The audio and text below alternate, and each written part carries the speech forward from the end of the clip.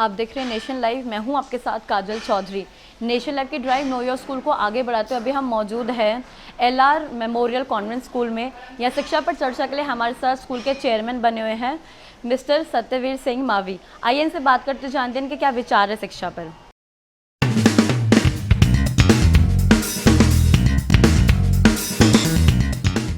नमस्कार sir, welcome to our channel.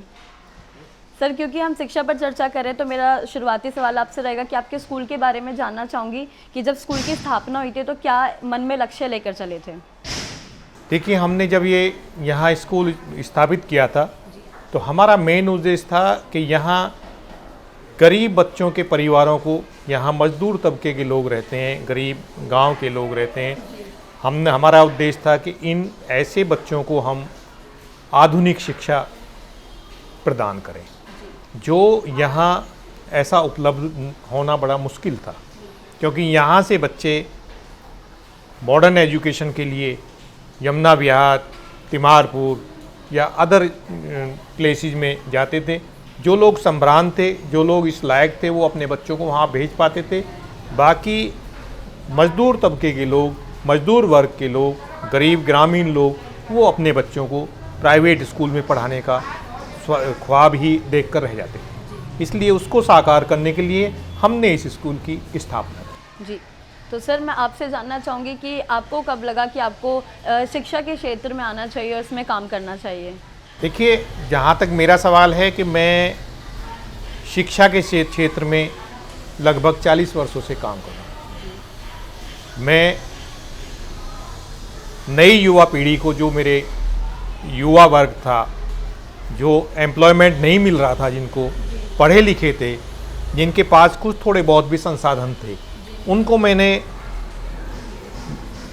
घर घर जाकर उनको मैंने काउंसलिंग करके, उनको मैंने जगह जगह जहाँ पर स्कूलों की ज़रूरत थी, गरीब क्षेत्रों में, हमारे नॉन कन्फर्मिंग एरियाज में, जहाँ सरकार इसके लिए ढांचा जो खड़ा नहीं कर पा रही थी, तो हमने ऐसे बच्चों को स्कूल खोलने के लिए प्रेरित किया। उनको हर तरह की हमने मदद की, उनको गाइडेंस दी कि आपको स्कूल कैसे खोलना है, स्कूल को कैसे चलाना है, और स्कूल की मान्यता कहाँ से होगी, स्कूल की सोसाइटी कैसे बनेगी। हमने इस तरह से मैं काम करता गया, और इसके साथ साथ मैंने लगभग दिल्ली और एनसीआर में लगभग 1100 स्कूलों की स्थापना कराई, जो वो स्कूल आज भी मेरे से जुड़े हुए हैं। उसके बाद मैंने इस स्कूल की 1997 में इस स्कूल की स्थापना की। सर, जैसा आपने बताया कि आप 40 साल से इस क्षेत्र में हैं, तो मैं उन 40 सालों का सफ़र के बारे में आपसे जानना चाहूँगी, क्योंकि काफ़ी सारी परेशानियाँ आपने इसमें सामना करने पड़ा होगा, काफ़ी डिफ़िकल्टीज़ आई होंगी, तो उनके बारे में हमें कुछ बताइए। क्या क्या चैलेंजेस आपने इसमें फ़ेस किए हैं? देखिए, चैलेंजेस तो हमने इतने फेस किए हैं कि जो हम प्राइवेट सेक्टर में काम कर रहे हैं, हमारे लिए चैलेंज तो इतने बड़े हैं कि दिल्ली का शिक्षा अधिनियम 1973 का बहुत पुराना बना हुआ है। वही शिक्षा अधिनियम एक डीपीएस पर लागू होता है, और वही शिक्षा अधिनियम हमारे गरीब क्षेत्रों में संचालित स्कूलों पर लागू होता है, जहां हम 500 से लेकर 1500 रुपये तक की फीस लेते हैं, और वो लोग जो 5000 से लेकर 15000 रुपये तक की फीस लेते हैं, उनको भी टीचर्स को सेम सैलरी देने का प्रोविज़न है, और हमें भी इस टीचर्स को सेम सैलरी देने का प्रोविज़न है। तो हमने कई बार गवर्नमेंट से भी इसके लिए निवेदन किया कि हमारे स्कूलों को कम से कम कैटेगराइज किया जाए, ताकि हम अपने संसाधनों से जो अधिक से अधिक हम टीचर्स को दे पाएंगे और अपने स्कूलों को अच्छी तरह चला पाएंगे। आज हमारी ज़्यादा से ज़्यादा जद्दोजहद इसमें लग जाती है कि हमें फंड्स किस तरह से क्रिएट करना है, जो हम टीचर्स को भी अच्छा पे कर सकें और अपने स्कूलों को भी चला सकें। रहा इतने लंबे सफ़र में कि पहले गवर्नमेंट्स का या अदर लोगों का इतना इंटरफेरेंस इन स्कूलों के ऊपर नहीं था। टीचर भी बच्चे को अपना बच्चा समझकर कई बार डांटते भी थे, कई बार धमकाते भी थे, तो उन्हें पेरेंट्स बुरा नहीं लगता था। आज के समय में क्या हो रहा है कि आज के समय में अगर टीचर ने बच्चे को किसी काम करने के ऊपर या पढ़ने के ऊपर ज़रा सा डांट दिया, ज़रा सा धमका दिया, वो पेरेंट्स उसको टीचर के ऊपर ब्लेम करने लगते हैं। पुलिस केस भी होते हैं, मुकदमे भी होते हैं।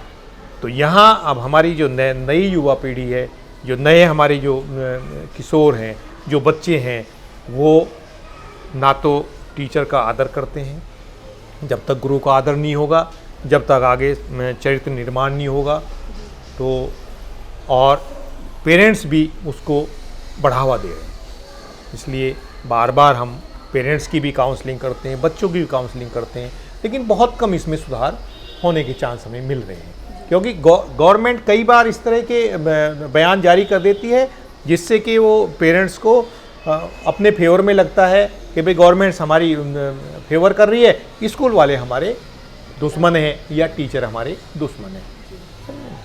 तो ये सबसे बड़ा जो ये चैलेंज है हमारे सामने, सबसे बड़ा चैलेंज ये है कि बच्चे जो है या पेरेंट्स टीचर्स को या स्कूल मैनेजमेंट को कोऑपरेट नहीं कर पा रहे। जी, सो सर अगला सवाल मैंने जैसे आपने बात करी कि सरकार के नियमों की, तो लेकिन सर अभी हमने देखा है कि अभी सरकार की तरफ से एक बहुत अच्छा इसमें एक एक्शन लिया गया, एक स्टेप लिया गया है जिसको नेशनल एजुकेशन पॉलिसी 2020। तो उसमें सर जो बच्चे पहले पढ़ते थे वो किताबी ज्ञान पे ही रहते थे, बट अब प्रैक्टिकल की तरफ बच्चे जा रहे हैं। तो अगर हम इस स्कूल की बात करें तो आपके स्कूल में बच्चों के ऊपर कितना प्रैक्टिकली ध्यान दिया जाता है? देखिए, मैंने अभी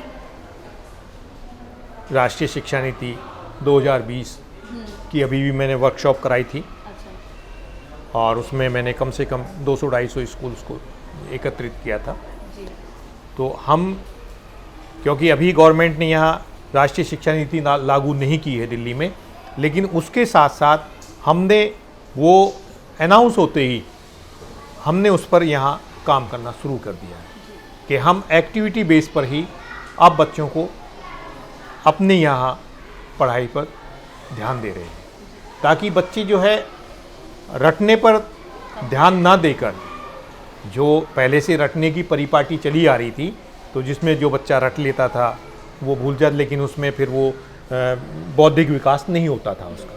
तो अब हमने, हालांकि हम पहले भी इस पर थोड़ा ध्यान दे रहे थे, क्योंकि पेरेंट्स का उसमें भी हमें कोऑपरेशन नहीं मिल पाता था, क्योंकि हमने अगर रटने का काम उनको नहीं दिया तो पेरेंट्स को लगता था कि ये तो स्कूल से कोई काम नहीं मिला है। तो अब हमने उसमें प्रैक्टिकल में पेरेंट्स की भी काउंसलिंग करके, बुला के, उन्हें बता के कि अब ये शिक्षा नीति ये आ गई है और इससे बच्चे का ये विकास होगा और उससे बच्चों में काफ़ी डेवलपमेंट नज़र भी आ रहा है। तो किस तरह का फ़ायदा हम NEP से ला सकते हैं स्कूलों में?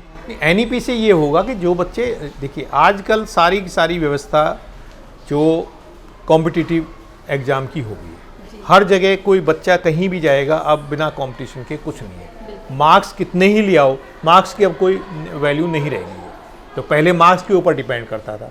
तो इससे ये आएगा कि जो बच्चा अच्छी तरह से अपने ओवरऑल डेवलपमेंट कर लेगा, जो ये सीख लेगा कि भी अक्षर क्या है, इसे मैं कैसे बनाऊं, इसका निर्माण कैसे करूं, तो उसका पूरा का पूरा स्किल डेवलपमेंट और उसका बौद्धिक विकास होगा, तो वो बच्चा आगे बढ़ जाएगा।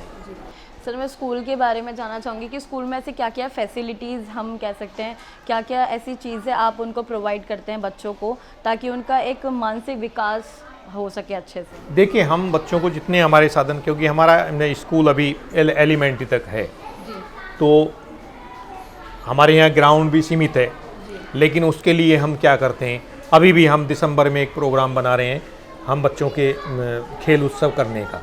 तो उसमें क्या करेंगे, हम अपने आसपास के 100-150 स्कूलों को इकट्ठा हम एक कम्पिटिटिव बेस पर एक वहाँ एग्ज़ाम करेंगे। तो अब भी हम यहाँ बार बार जगह कहीं बाहर ग्राउंड में ले जाकर इनको वीक में या 15 दिन में वहाँ इनको गेम्स कराते हैं। यहाँ हम जो है, जो इंटरनल हैं, जो आउटडोर इंडोर गेम्स हैं, उनको हम यहाँ ऑर्गेनाइज कराते हैं। बाकी एक्टिविटीज़ हैं जैसे डांस है, सिंगिंग है और बाकी हर फेस्टिवल पे इनका सबको ये ऑर्गेनाइज करते हैं। जी सर, आपने बीच में बात करी थी आदर की, संस्कारों की, तो मेरा सवाल इस पे कि अगर हम अभी स्कूल में बैठे हैं, एलआर स्कूल की हम बात करें, तो आप कितना बच्चों में ये सब चीज़ें डालने में सक्षम हैं कि बच्चे आदर करें, बड़ों का सम्मान करें, संस्कारों से भरे रहें, तो मतलब कितना आप इस पे ध्यान देते हैं? देखिए, हम इतना ध्यान देते हैं क्योंकि ये 2 साल हमारे कोरोना के बिल्कुल ख़राब हो चुके, इसमें हम कुछ नहीं कर पाए।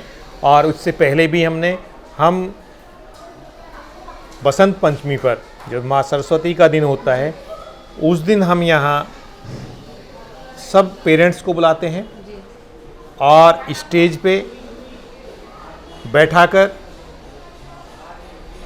माता पिता के चरणों के हम यहाँ बच्चों से वो चरण धुलवाते हैं। और उनका तो उनसे हमें पिछली बार भी क्या मिला, फीडबैक मिली, उसके साथ साथ मैंने क्या किया हुआ है कि मैंने बच्चों को और पेरेंट्स को एक वर्कशीट दी हुई है। बच्चों को भी डेली का उसमें मैंने होमवर्क दिया हुआ है, अपने घर ले जाता है वो। आपने आज अपने माता पिता के पैर छुए या नहीं छुए, अपने बड़ों के आपने पैर छुए, उठते ही आपने नमस्ते की या नहीं की, आपको कोई रास्ते मिलता है आप नमस्ते उनको करते हो या नहीं करते हो। तो ये चीज़ें मैंने उनको बना के दी हुई हैं, वो उसको टिक मार्क करते हैं। फिर महीने में एक बार हम उसको असेसमेंट करते हैं, उनको भी हम फिर उसको प्राइज़ वगैरह डिस्ट्रीब्यूट करते हैं। उनके पेरेंट्स से भी इसी तरह की हम फीडबैक लेते हैं। जिनके पेरेंट्स की फीडबैक और बच्चे की फीडबैक हमें मिलती है, उसको हम प्राइज़ डिस्ट्रीब्यूट करते हैं, जिससे और बच्चों को भी जो है ना कंपटीशन करते हैं बच्चे, उनको भी प्रोत्साहन मिलता है, मोटिवेट होते हैं वो बच्चे भी। तो सर, आखिरी क्वेश्चन मैं लेना चाहूँगी सर कि आपके हिसाब से एक स्कूलिंग का क्या उद्देश्य होना चाहिए? देखिए, एक स्कूलिंग का उद्देश्य है कि समाज का सुशिक्षित और कुशलतापूर्वक निर्माण, जिसमें पूरा बच्चों का बौद्धिक विकास हो, देशभक्ति की भावना उनमें पैदा हो, उनका चरित्र निर्माण हो, उनका आचरण ऐसा हो, चाहे वो किसी भी पोस्ट पर रहें, उनका आचरण ऐसा हो कि जिसको हम एक उदाहरण बना के ये पेश करें कि ये गरीब परिवार का बच्चा, ये मान लिया इसकी चपरासी की पोस्ट पर भी अगर काम कर रहा है, लेकिन उसका आचरण इतना अच्छा है कि हमारा सीना भी उसने गर्व से चौड़ा कर दिया। तो हमारा आज की शिक्षा का उद्देश्य तो यही होना चाहिए, लेकिन इसमें भी बहुत सारी त्रुटियां हैं जिनको अभी दूर करना ये हमारे लिए बड़ा चैलेंज है। तो ये थे हमारे साथ सत्यवीर सिंह मावी जी, जो चेयरमैन हैं एलआर मेमोरियल कॉन्वेंट स्कूल के। इनके जो विचार थे, इनके जो शिक्षा पर इनके जो सुझाव हो या विचार हम कह सकते हैं, जिन्होंने हमने आप तक साझा किए। ऐसे ही अन्य लोगों की बातें सुनने के लिए हमारे साथ बने रहे, जुड़े रहे नेशन लाइव के साथ। धन्यवाद।